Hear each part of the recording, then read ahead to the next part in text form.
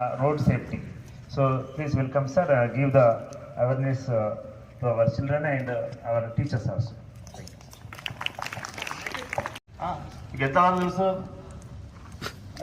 Road safety. మీ ఇంట్లో ఒక వాహనం ఉంటుంది, కారు, బైక్, ఏదో ఒక వెహికల్ ఉంటుంది. అందులో మీరు ప్రతి ఒక్కరు మీరు ప్రయాణిస్తారా లేదా? అది మరి టూ వీలర్ నడిపేటప్పుడు మీ అన్న కానీ మీ ఫాదర్ కానీ పెద్దలు డ్రైవ్ చేసేటప్పుడు హెల్మెట్ పెట్టుకుంటున్నారా? హెల్మెట్ పెట్టుకోలేరు ఎవరు కూడా. మీరు ఎటన్నా ఫంక్షన్ పోయేటప్పుడు మీ డాడీ తోటి మీ అన్నతోటి కానీ డ్రైవ్ చేస్తున్నప్పుడు మీరు వెనక కూర్చుంటారు.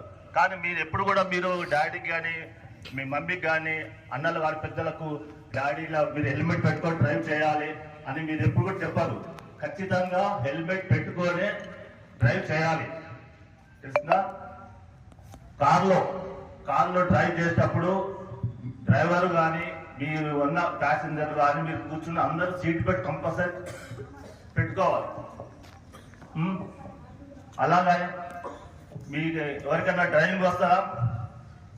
ఎంతమందికి వస్తాయి డ్రైవింగ్ చేస్తున్నారా? డ్రైవ్ అంటే మీరు స్కూల్ కూడా మీరు నిండలేదు, మైనర్ ఉన్నారు కదా. మైనర్ డ్రైవింగ్ చేస్తే పట్టుబడినా ఏదైనా జరిగినా మీకు శిక్ష తెలుసా? ఎవరికి తెలియదు, నేను చెప్తానండి. మైనర్ డ్రైవ్ చేస్తే 3 సంవత్సరాలు మీకు వెహికల్ ఇచ్చిన పేరెంట్స్ కానీ గార్డియన్ కానీ వాళ్లకు 3 సంవత్సరాలు జైలు శిక్ష ఉంటుంది. తెలుసా? 3 సంవత్సరాలు జైలు శిక్ష ఉంటుంది మీ పేరెంట్స్ ఏవైతే వెహికల్ ఇచ్చిందో. అట్లానే 25,000 వరకు పెనాల్టీ కూడా ఉంటుంది. మీకు 25,000 పెనాల్టీ, 3 సంవత్సరాలు జైలు శిక్ష ఉంటుంది పేరెంట్స్ కు. ప్లస్ మీ యొక్క బండి ఆర్సీ కూడా ఒక 1 ఇయర్ రద్దు చేయబడుతుంది. 1 సంవత్సరం వరకు ఆ వెహికల్ నడపడానికి లేదు. ఆ బండి ఎందుకే ఆర్సీ క్యాన్సల్ అవుతుంది కాబట్టి మీరు ఆ వెహికల్ ఇంట్లో పెట్టుకోవాలి, స్క్రాప్ కింద అయిపోతుంది 1 ఇయర్ వరకు. అలాగే ఇంకొకటి, మీకు 18 సంవత్సరాల తర్వాత లైసెన్స్ ఇవ్వాలి. కానీ ఇలా పట్టుబడితే మైనర్ డ్రైవింగ్ చేస్తే 25 సంవత్సరాలు నిండిన వరకు మీకు లైసెన్స్ ఇవ్వబడదు. 25 సంవత్సరాల వరకు మీరు ఎలిజిబిలిటీ కోల్పోతారు. 25 సంవత్సరాలు నిండిన తర్వాతనే మీకు లైసెన్స్ వస్తుంది. చాలా ముఖ్యమైన విషయం ఇది. అందుకనే మీరు ఎవరు కూడా మైనర్లు ఎవరు డ్రైవ్ చేయొద్దు. ఎవరైనా మీ తమ్ముళ్ళు కానీ ఇంకెవరైనా డ్రైవ్ చేసినా కూడా ఇది తప్పు అని చెప్పి మీ అందరికీ మీ పేరెంట్స్కి అవగాహన కల్పించాలి. మీరు ఏదైనా ఫంక్షన్ పోయేటప్పుడు మీరు ఆటోలో కూడా వస్తారు కదా. ఆటోలో కూడా ఓవర్లోడింగ్ చాలా మంది మీరు స్కూల్కి వస్తూ ఉంటారు. ఆటోలు ఎంత ఉండాలి? యాక్చువల్గా పెద్దవాళ్ళతో 3, పిల్లలు ఉంటే 6 మంది వరకు లిమిట్. కానీ 6 మందికు 10 మంది, 15 మంది, 20 మంది కూడా మీరు స్కూల్కు ఆటోలలో వస్తూ ఉంటారు. ఓవర్లోడింగ్ ఈజ్ కూడా ప్రాబ్లం. ఆటోలో కానీ 6 కంటే ఎక్కువ మంది ఉన్నా కూడా నేరము, మీకు కూడా ప్రాబ్లమే.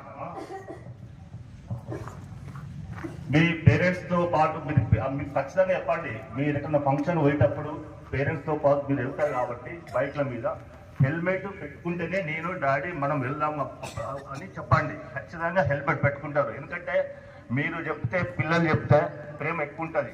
కొడుకు కానీ బిడ్డ కానీ ఎవరికి మీరు చెప్తే ఖచ్చితంగా పాటిస్తారు. మేము ఎంత చెప్పినా కూడా రోడ్డు మీద అప్పడమందే ఉంటుంది. కాబట్టి మీరు నీ ఫంక్షన్కే రాను అని చెప్పారనుకోండి, ఖచ్చితంగా మీ పేరెంట్స్ మీ మేడం మీ మాట ఖచ్చితంగా వింటారు. అందుకనే హెల్మెట్ అనేది చాలా ఇంపార్టెంట్. హెల్మెట్ పెట్టుకొని మీరు ప్రయాణం చేయాలి. మీరు మీ ఎంత కూర్చునే వాళ్ళు కూడా హెల్మెట్ కంపల్సరీ. డ్రైవ్ చేసేవాళ్ళు ఎంత కూర్చునే వాళ్ళు ఇద్దరు ఖచ్చితంగా హెల్మెట్ పెట్టుకొని ఉండాలి. తాగి కారులో ప్రయాణించినప్పుడు సీట్ బెల్ట్ అందరు పెట్టుకోవాలి. ఓన్లీ డ్రైవర్ కాదు, ముందర కూర్చున్న లెఫ్ట్ సైడ్ కూర్చొని ఎందుకు కూర్చున్నా. ఎందుకంటే మీరు స్పీడ్ పోయేటప్పుడు సడన్ గా బ్రేక్ వేసినా కూడా మీరు వెళ్ళి హెడ్ ఇంజరీ కాకుండా పోయి ముందు సీట్ ఎక్కడ కూర్చున్నారు ముందు సీట్ తాకుతారు. ముందు కూర్చున్నారు విండ్షీల్డ్ గ్లాస్ కు తాకి మీ హెడ్ ఇంజూరీ అవుతుంది, చనిపోయే అవకాశం ఉంటాయి. కాబట్టి అందుకనే సీట్లు కారు డ్రైవ్ చేసేటప్పుడు ప్రతి ఒక్కరు సీట్ బెల్ట్ పెట్టుకోవాలి. ఇప్పుడు వచ్చే ప్రతి ఒక్క మోడర్న్ కార్స్లలో అన్నిటికీ ఎంతమంది 5 మంది సీట్లు ఉంటే 5 సీట్లు, 7 సీట్లు, 7 సీట్ బెల్ట్ ఉంటాయి. అందుకే సీట్ బెల్ట్ ధరించి మీరు కారులో ప్రయాణం చేయాలి. ఇంకొకటి, చాలా మంది ఇప్పుడు ఇక డ్రంక్ అండ్ డ్రైవ్ ఉంటుంది. అది కూడా అంటే చెప్పండి డాడీకి కానీ మమ్మీ, తాగి నడపకూడదు. తాగి నడిపినా కూడా మీకు 3 సంవత్సరాల వరకు జైలు శిక్ష ఉంటుంది.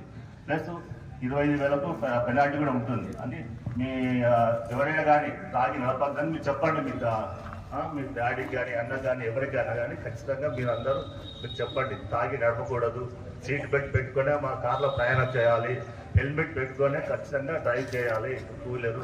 మీరు ఎట్టి బస్సులో మైనర్గా ఉన్నప్పుడు ఎట్టి బస్సులో మీరు ఏదో చిన్న మార్కెట్ పోతున్నాను ఎమర్జెన్సీ పేరెంట్స్ పంపిస్తారు, వాళ్ళకు కూడా ఎందుకంటే ప్రేమ ఓవరా బాబు పక్కనే 1 కిలోమీటర్ 1/2 కిలోమీటర్ కూరగాయలు తీసుకురా అది తీసుకురా అని కూడా చెప్తారు. ఎట్టి బస్సులో మీరు కారు నేర్చుకున్నదేమో పోనీ కానీ ఎట్టి బస్సులో రోడ్డు మీద డ్రైవ్ చేయకూడదు. డ్రైవ్ చేసి నడిపిస్తే మీకు చాలా ఇబ్బంది అవుతుంది, మీకు మీ లైఫ్ ఫ్యూచర్ కూడా ప్రాబ్లం అవుతుంది. మీకు ఎప్పుడన్నా జాబ్స్ కావాలన్నా దేనికి కావాలన్నా మీ హిస్టరీ చూస్తారు, కేసు అయిందనుకో మీరు ఇంత చదివిందంతా మీకు వ్యక్తం అవుతుంది. ఎట్టి బస్సులో కూడా మీరు మైనర్ డ్రైవ్ చేయకూడదు. ఇప్పుడు ఒక ప్లెడ్జ్ ఉంటుందండి, ఆ ప్లెడ్జ్ మీరందరూ చేయాలండి. రహదారి భద్రత ప్రతిజ్ఞ.